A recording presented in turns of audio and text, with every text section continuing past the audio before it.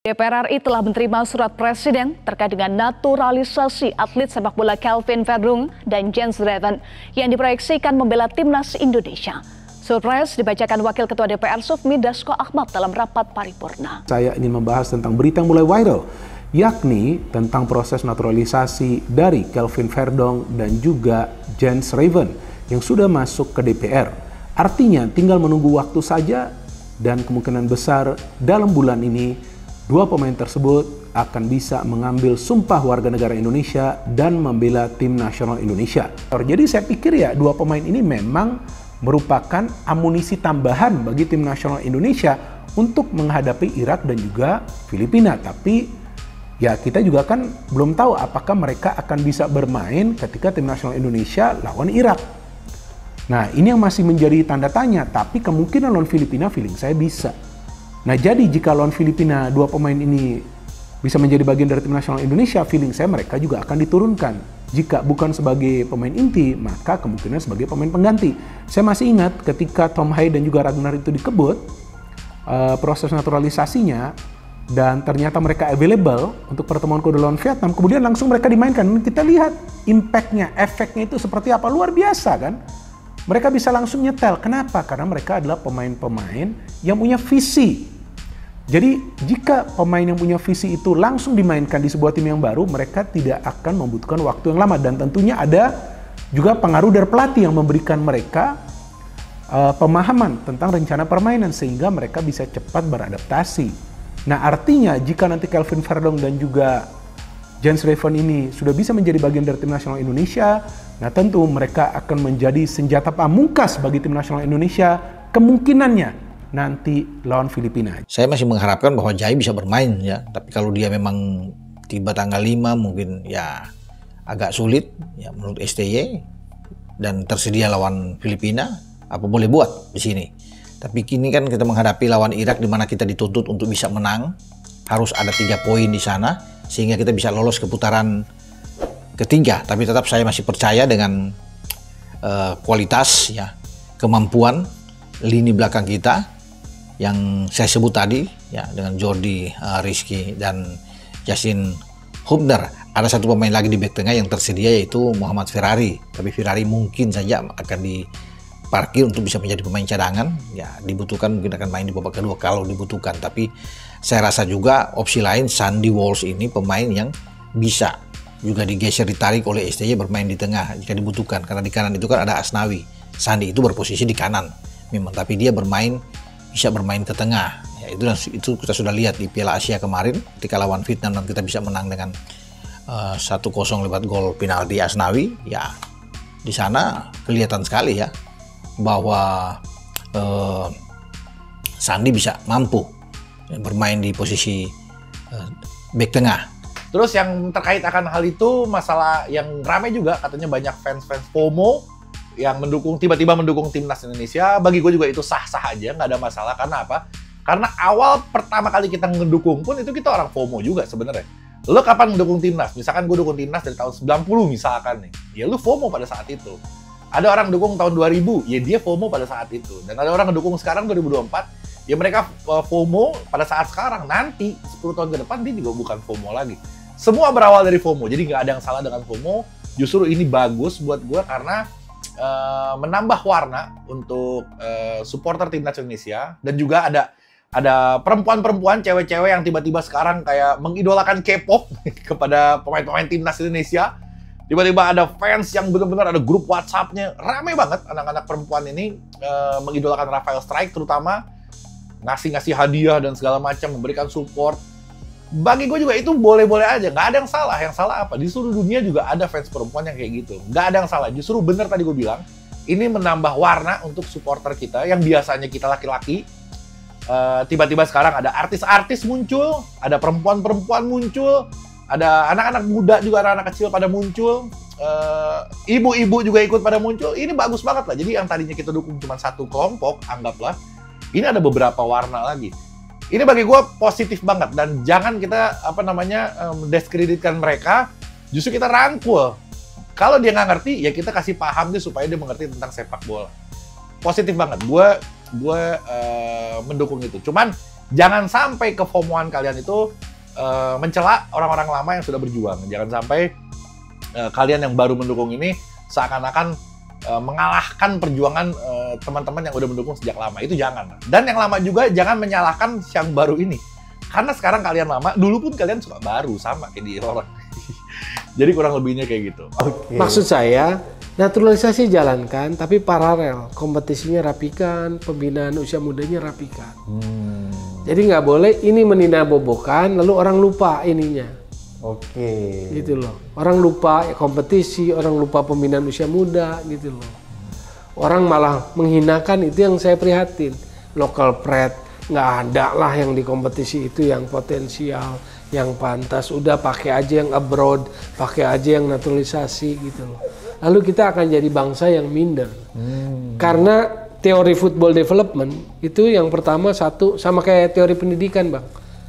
Quality coaches. Oke. Pelatih yang berkualitas. Di negara yang maju pasti selalu punya pelatih-pelatih hebat. Spanyol pelatih-pelatih. Itu kuncinya, pelatih. Iya. Bukan mengandalkan pelatih asing ya, Bang. Bahwa pada akhirnya, pada dasarnya kita harus punya quality coaches. Sebelum lebih lanjut, jangan lupa klik tombol jempolnya, karena jempol kalian adalah bukti kalian cinta Timnas Indonesia.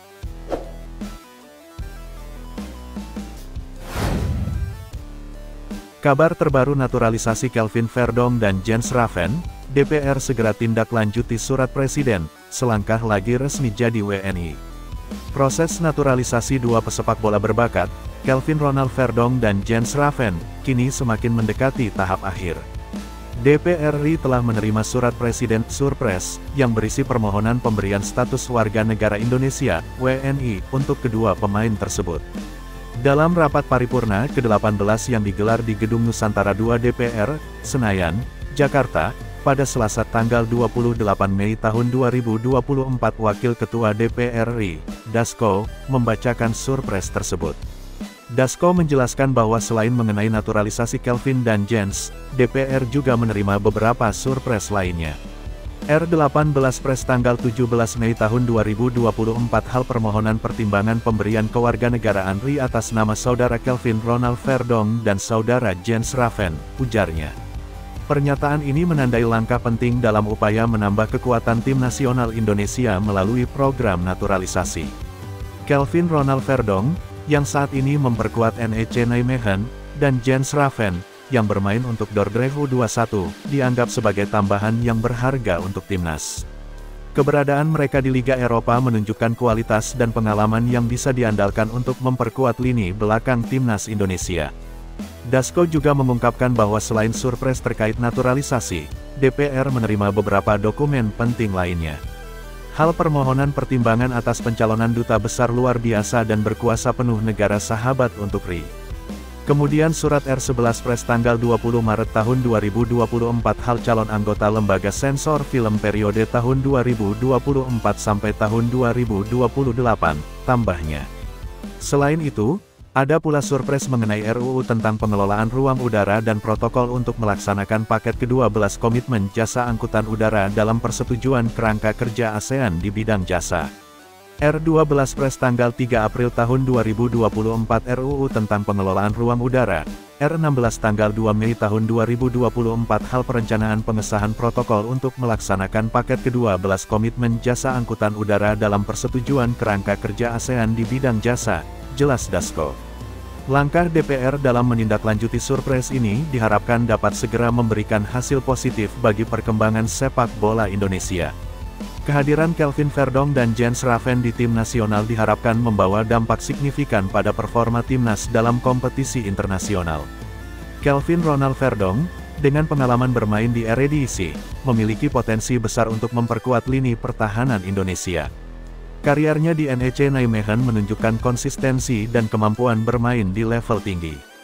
Verdong diharapkan dapat membawa stabilitas dan kekuatan tambahan di lini belakang Indonesia, yang selama ini sering menjadi titik lemah tim. Sementara itu, Jens Raven, yang saat ini memperkuat Dordrecht U21, juga dipandang sebagai pemain muda berbakat dengan potensi besar.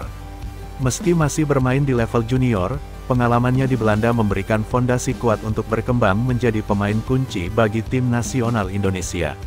Naturalisasi Jens Raven menjadi WNI akan memberikan Indonesia akses ke salah satu talenta muda terbaik yang bisa dibina untuk masa depan sepak bola tanah air. Proses naturalisasi ini tidak hanya memberikan keuntungan bagi timnas, tetapi juga membawa dampak positif bagi kedua pemain. Menjadi WNI berarti Verdonk dan Raven dapat lebih terlibat dalam budaya dan komunitas sepak bola Indonesia, serta membuka peluang bagi mereka untuk menjadi ikon baru yang menginspirasi generasi muda Indonesia. Dukungan penuh dari DPR dan pemerintah dalam proses ini menunjukkan komitmen yang kuat untuk memajukan sepak bola Indonesia. Naturalisasi pemain berkualitas dari luar negeri merupakan strategi yang efektif untuk meningkatkan performa tim nasional dalam jangka pendek dan panjang. Dengan memperkuat tim nasional melalui tambahan pemain-pemain berkualitas, Indonesia dapat berharap untuk bersaing lebih kompetitif di kancah internasional.